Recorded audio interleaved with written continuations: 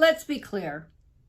I do not condone anything that Mr. Johnston said in a hateful manner or that advocates violence against any of my fellow councillors.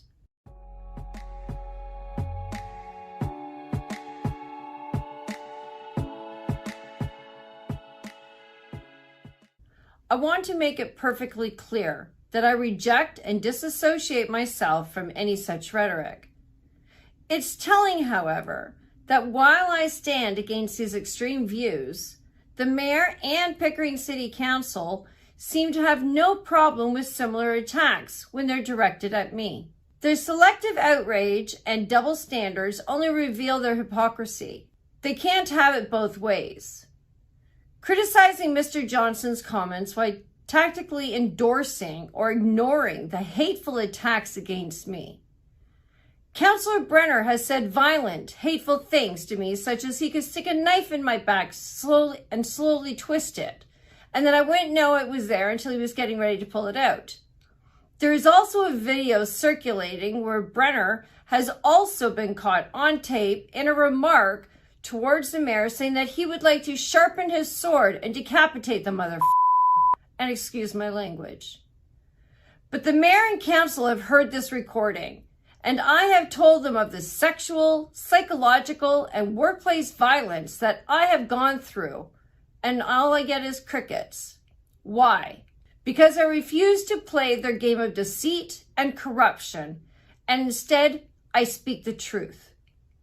Here's the real issue.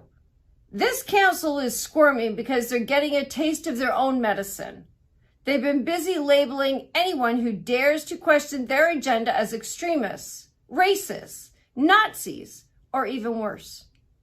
Now, when somebody else throws similar accusations their way, they cry foul. It's the height of hypocrisy. The council's attempts to deflect Mr. Johnston's actions on me is laughable, especially considering their own history of name-calling and vicious attacks on anyone who opposes their narrative. A council member wants to stab me in the back and decapitate the mayor, and nothing. Mayor Ash and the council members are outraged that their personal information was published, which I had nothing to do with, but it can easily be found on social media. But let's not forget their own role in all of this mess. They've been more than happy to throw around harsh labels like pedophiles, racists, nutcases, conspiracy theories, Nazis, transphobic, homophobic, alt-right, and fascist against their critics. And now they're acting all high and mighty because the same treatment is being directed at them. Spare us the theatrics. If they want to dish out insults and divisive rhetoric to the people of Pickering and Durham, then they shouldn't be surprised when it comes back to bite them. This is what I call karma. Furthermore, let's address their whining about being mocked for their appearance.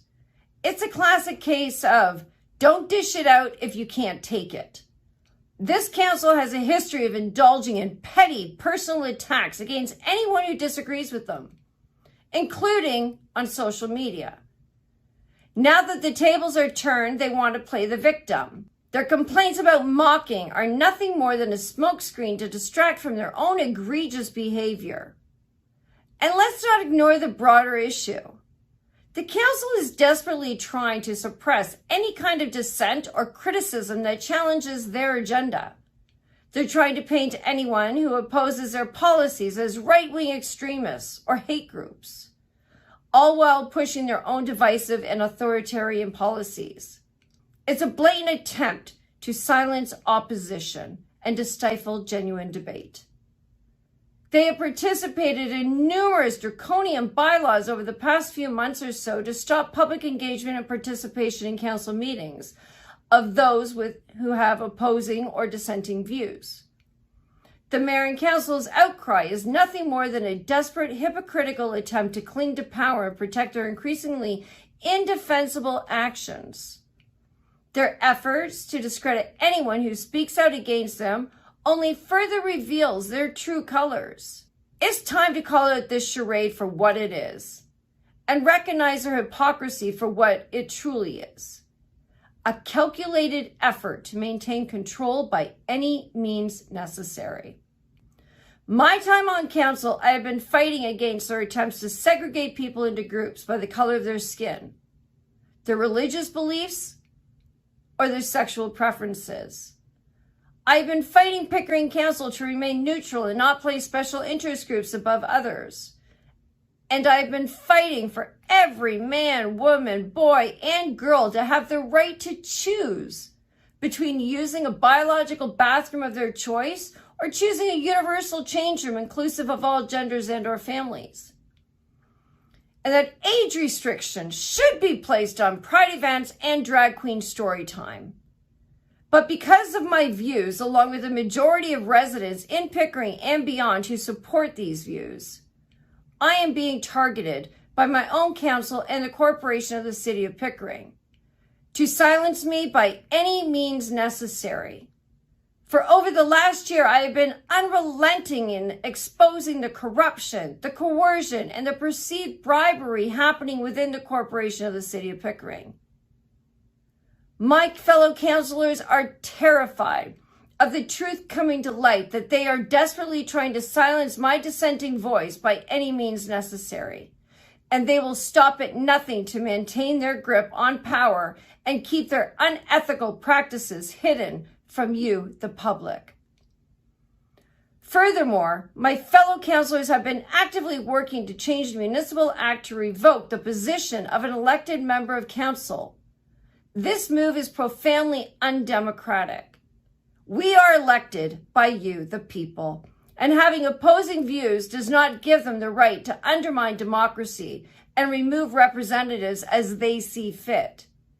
If they don't believe in democracy, then they are unfit to hold the positions that they are in. This blatant power grab is an attempt to silence dissent and control the narrative, bypassing the very principles of democracy that our country is built upon. I'm Councillor Lisa Robinson. I was elected to represent and serve the public, and as such, my loyalty is not to bend a knee to lobbyist groups or to be beholden to any of my colleagues. Thank you, and God bless.